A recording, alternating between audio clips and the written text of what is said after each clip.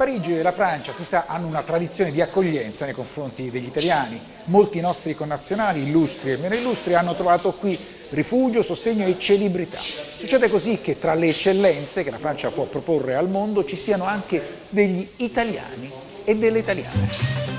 Ed ecco la professoressa Paterlini, Patrizia Paterlini Bresciot. Sì. Allora, lei è diventata famosa nel mondo, nella comunità scientifica prima e poi a livello più diffuso, perché? Ce lo spieghi?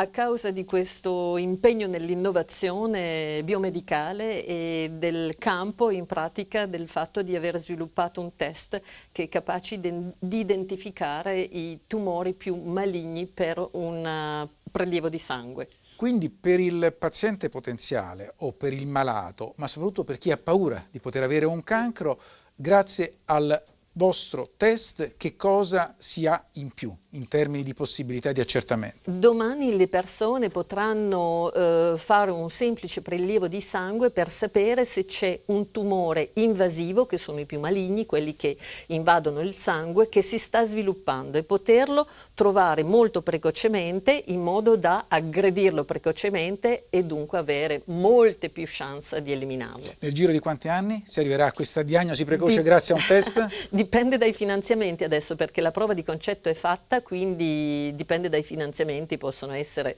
4-5 anni, ma anche 10.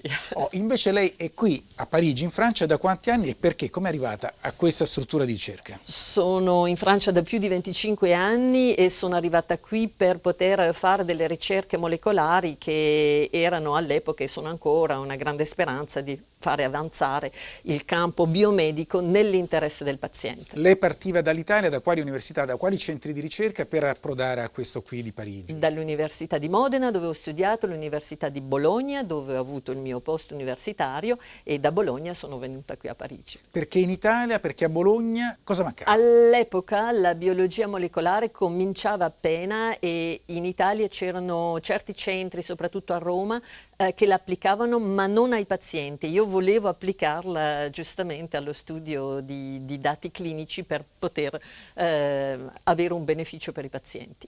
Allora entriamo in questo laboratorio della professoressa Paterlini. Eccoci qua.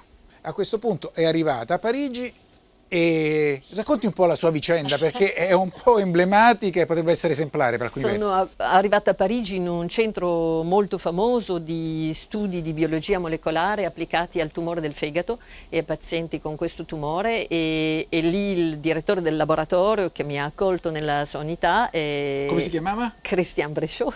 Ah, ecco, allora spieghiamo l'arcano. La signora professoressa Patrizia Paterlini diventa Paterlini Bresciot perché sposa il suo...